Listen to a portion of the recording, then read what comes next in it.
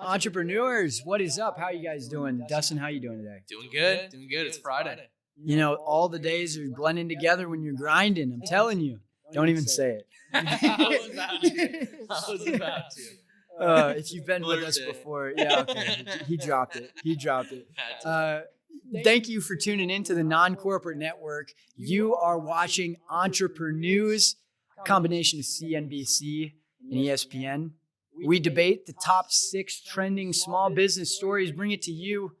Dustin, you know, we noticed that there was a lot of controversy with the media networks over the last few months in terms of what's true, what isn't true, what is being diluted. So I'm going to tell them about kind of the mission with NCN and what we're trying to do here. Yeah, non-corporate network. So it's a network that we're building out, going to have different TV shows under it. But essentially, it's all geared towards entrepreneurs, those who are hustling, grinding. Just a different way to bring news to entrepreneurs. Awesome. No, I love it. And, you know, again, this is content by entrepreneurs for entrepreneurs. So as long as you're not sitting in a cubicle right now, you are allowed to be watching this. But yeah, thank you guys for being with us. I'm excited to get into it. Our format is that, you know, like I mentioned, we pick the top 6 stories. Dustin and I debate those stories for 3 minutes each. I defeat Dustin each week, and it's kind of just like a recurring thing where I always come out on top. It's kind of funny, like how that's been working out. Huh? Hilarious. A bit biased, but well, without further ado, you ready to get into our first story here? Let's dive in. Okay, so politicians, police, and Panera, geofencing is taking over. For those of you that aren't familiar with what geofencing is, essentially it means that you're using location data to isolate who is or was at a given venue at a given time. It's everywhere. Whether you are pulling up to Panera to get your food, they're being notified that you're there. Whether you're at Walmart pulling up to pick up your groceries, they're getting notified that you're there. What kind of risks does this pose as it relates to the government having this kind of information as well as businesses having this kind of information? And what are your thoughts on how geofencing is evolving? Yeah, I mean, obviously knowing what people are doing, where they're going, I mean, that's a lot of insight that people can take from it. I mean, it's all about how you use it. I mean, from a marketing perspective, I love it. I mean, you know, if you have the app installed, if you go to a certain, I mean, Groupon does it really well. If you go, you know, we're here in Tempe. If I go to Scottsdale, get a push notification saying the hottest restaurants in Scottsdale. I mean, it's all about efficiency, and that's what people are wanting. And so, but I mean, just like everything, the more data you have on someone, I mean, it could be used for bad. I don't know if there's any laws or anything written about it. I doubt there is because it's pretty new. Right. But yeah, I mean, it creates efficiency, so it's great for consumers. I mean, I have a quote here from the story we took, and it says, while geofencing has helped solve some murders and home invasions, it has also led to mistaken arrests of people who were near a crime but had no role in it. They're the digital equivalent of searching bags of every person walking along Broadway because there was a theft in Times Square. I think that's interesting. I mean, you know, obviously the same way, like I heard that there was like a Alexa that had a transcript of like a crime and was able to, but it's like, do we just give all of that data away for the few instances that maybe help to solve a crime? I think that there's just as many risks that are being posed by the government having that data as well as these corporations knowing exactly what we're doing at any given time.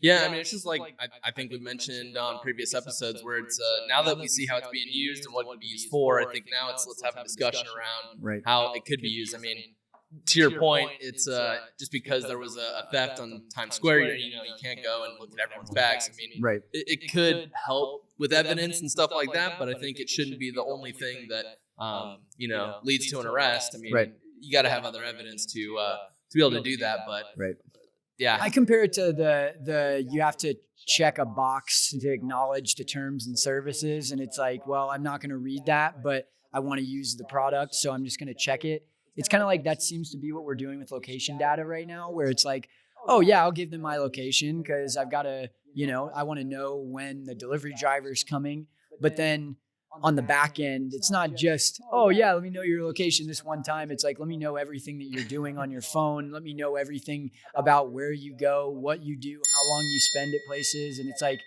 that's not just geofencing anymore. Now we're talking about much more than a simple geofence. Exactly. So definitely a risk there.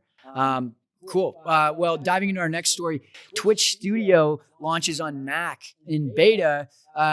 Today, Twitch launched a proprietary streaming software, Twitch Studio, on Mac, according to a blog post on its website. I think this is a smart move. I think it's giving more access to people to use the product. Notoriously, Mac users are creators and creatives, and so it seems to make sense that they're kind of making it a little more accessible for Mac users. But what are your thoughts on Twitch and how it's going to grow and, where they fit into the market? Yeah, I mean, it's live streaming is a growing thing. I mean, it's a new way to deliver content. It's how we're doing this and how we're, going to build out NCN essentially. But, yeah, I mean, opening it up to more people, you're going to have more people using it. And so I think there's just going to be more.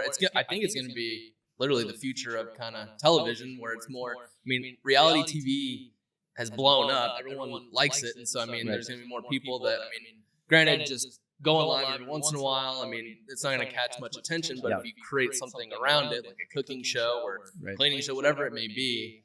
So yeah, it's going to allow more people to create, which then more people are going to be able to watch, and there's going to be more adoption. So I'm interested to see how that evolves. Twitch is throwing down the gauntlet. I think that they look at it as something where they're a step ahead. And just so you know, I mean, Amazon owns Twitch. They bought it. So this is something.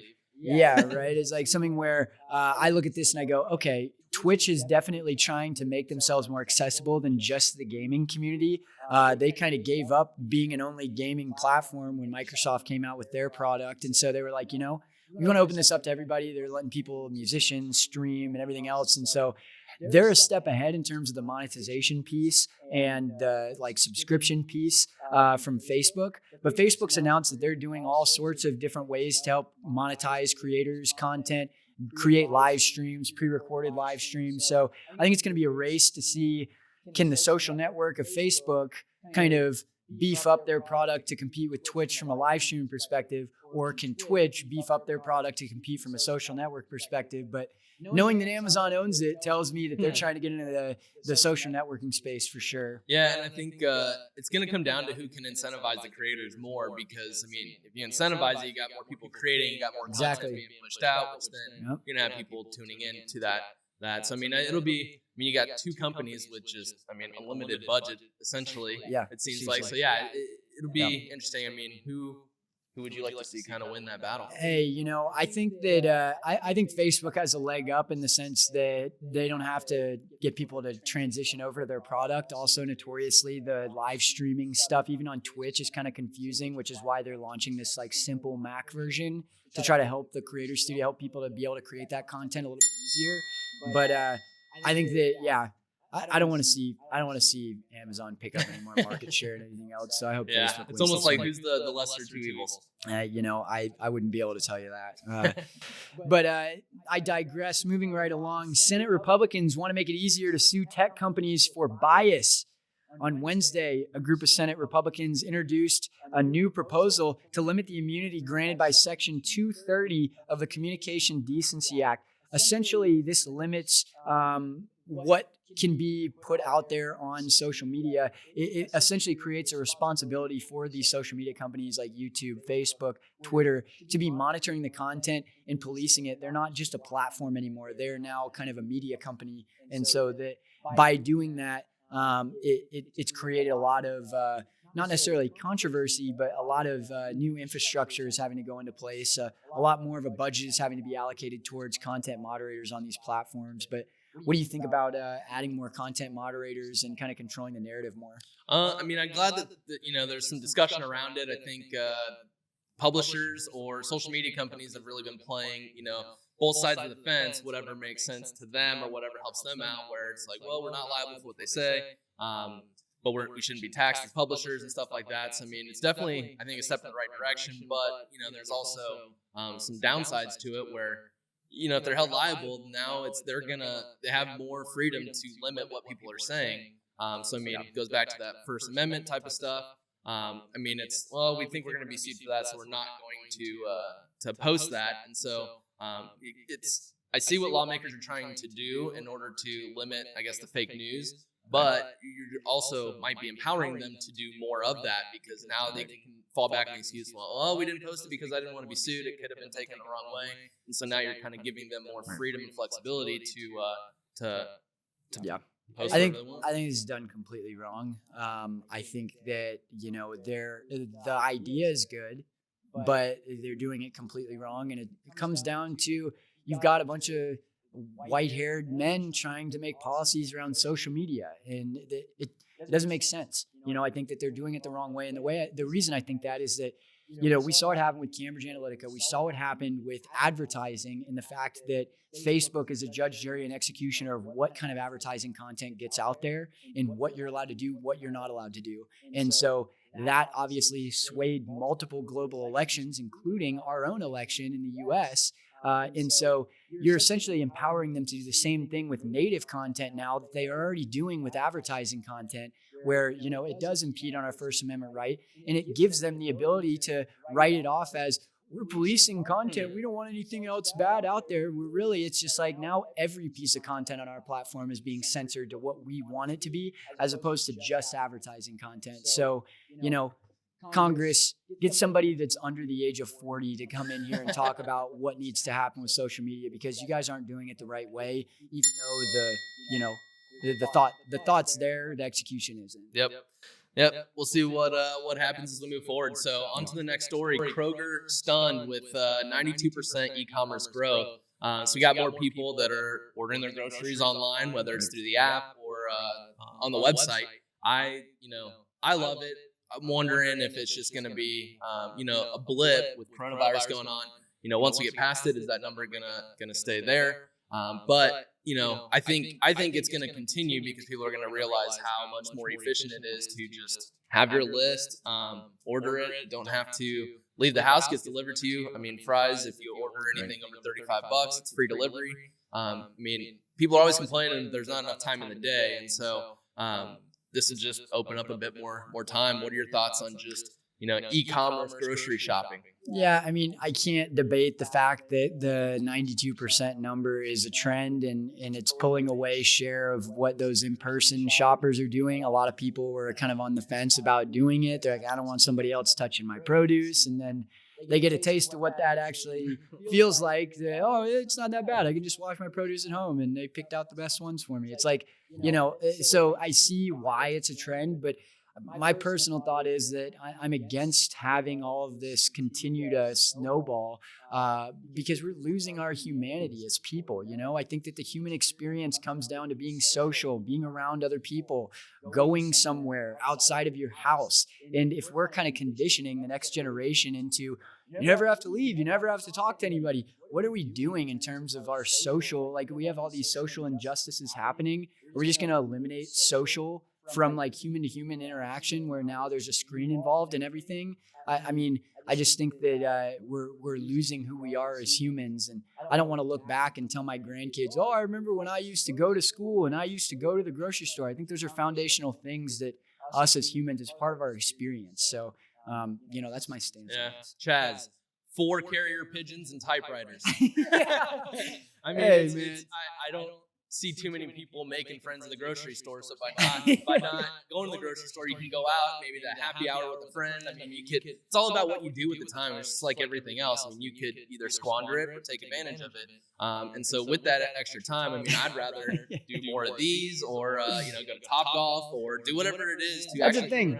Most of the people are taking that time and going, sweet, I can play my video games longer and not talk to another person for longer. And so it's like, yeah, you think that might incentivize people to get out and do more, but the whole shelter in place thing on top of this is a whole nother layer of, let's keep you indoors and not do anything, and just kind of continue to interact on your screens and spend more time. People are spending more time on social media. You can't argue that. You can't argue the fact that people are spending more time on Zoom, on the internet, watching Netflix. So it's not producing more like go out and do something else. It's producing more stay at home, don't talk to anybody. Yeah.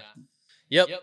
On to the next story. So Aunt Jemima, after 131 years, they're scrapping the logo, basically being stereotypical racism. They've been around forever. The syrup is great, but what I wonder is, I mean, with everything going on, does this mean that, every brand is going to have to rebrand? What does this mean for other brands? I mean, you got like the Washington Redskins. I know that they've been in the news a couple times about their name. I know you mentioned, the Florida Gators, they had to get rid of their chant. I mean, are we going down a path where, maybe we're getting too PC? I mean, I understand having the acknowledgement of, the not so great stuff that's going on, but at what point is it maybe cross the line and forcing brands to have to really rebrand themselves? I mean, I approach this conversation very sensitively because, I understand that there are a lot of injustices happening and the system does need to change. With that being said, I don't believe that any business that's over 75 years old now has to rebrand because the origins were founded during, before African Americans could vote, or before, when this was still segregated, was when Coca-Cola started. And so if people were racist when everything has been going on for multiple generations in the US, you could find, a racist person in any organization if you look back 100 years. And so, I mean, I look at this as something where, are these things, I mean, for Aunt Jemima, I completely understand where they're coming from there, but are some of these things going to propel us forward? And maybe we focus more as a business on, what are your values? Preach those values more, but know that we're 3 generations removed from some of this stuff in terms of the people that are running companies now. And so I think that especially with our economy being as hit as hard as it has been, the wrong move is to continue to kind of micro-analyze and read between the lines of everything and start trying to hurt more profitability of businesses. Yeah, I mean, it is a fine balance. And I think going, like you said, I mean, what we mentioned before is really identify yourself. What do you stand for? What are your values? And really preach that. But yeah, I mean, it's wondering if we might get to a point where we can't have any logos or branding on shirts or hats or anything. And now, social media companies are going to limit what we can say. I mean, would hate to go down the path where everything starts getting stripped away in terms of our rights of what we can say and stuff like that. I mean, can't say it enough that obviously some change needs to happen, but it could be detrimental in terms of businesses and all of that. If we go too far down a certain path. I mean, what was it that Florida can't say now? Gator bait. Yeah. I mean, that's the whole thing. It's like and again, as sensitive as I can be, I understand that corporations have an obligation, especially with the money that they have in the bank, to be able to influence change. Billionaires have an obligation to influence change. And so I think that, you can do that without stripping away everything that you have created over the last 150 years as a business. But, it'll be interesting to see. Yep. So on to our final story. Kim Jong-un in North Korea has quietly assembled a 7,000-man cybersecurity army. Their focus is to attack infrastructure, critical infrastructure like power plants, dams. I mean, there's a lot that can be done. And what they're basically noting is that, we're all worried about nuclear weapons and stuff like that. But I think there's a lot more harm that could be done, with cyber warfare. I mean, something you mentioned right before this, where I think it was the Die Hard thing that you mentioned, where they make all lights green. I mean, there's a lot that can be done. Bruce Willis is getting old. I don't know if he can save us this time, man. I don't know. No, I think a lot of these things kind of go under the radar. A couple years ago, Atlanta's entire computer system was held for ransom for $7,000 Bitcoin per device, and so I think that things like this are more accessible ways for countries like North Korea or China to kind of manipulate pieces of our kind of infrastructure. If they know that they're not going to compete from a military standpoint, this is a much easier way to compete. And, I was talking to a buddy of mine that works for the unemployment office, and they literally using computers from 1981. And it's like, I'm sure that those are a little more at risk than fully encrypted systems that Apple and Amazon are creating. And so it's like, why are we not updating our stuff? Why are we not having more of a focus on this security aspect?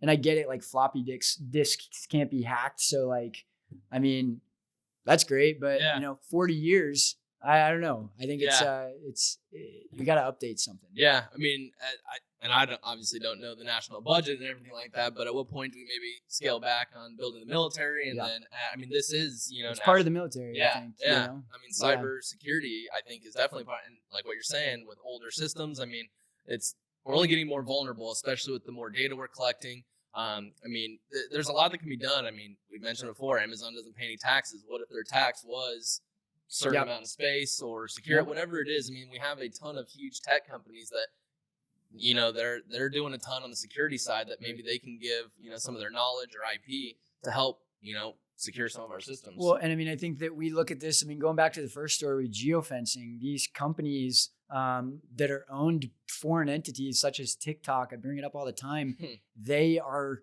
geofencing. They have the acknowledge terms and services button where they're monitoring our every move, and they understand what people are doing from age 10 to 25 in the US from like a minute by minute basis. What kind of intel is that going to create if you have a 7,000 man cybersecurity network and you know everything about pieces of our population?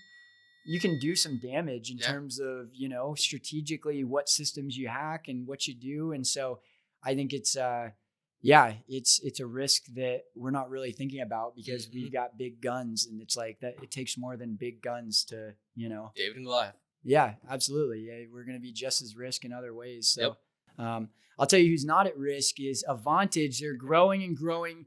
If you guys are an entrepreneur looking to fill your excess capacity, what better place to look than Avantage.com? You sign up, you get $150 of free credit. It's like we're giving away free money here, people. Go sign up, you get $150. You could use that towards a bookkeeper. You could use that towards legal advice. You could use that towards hiring us to do some marketing for you. So, you know, there's all sorts of ways, but yeah, a couple thousand business owners in Phoenix actually on Avantage. So check them out if you need some help. Yeah, well, it makes sense. Yep. Do you have anything else you want to add today?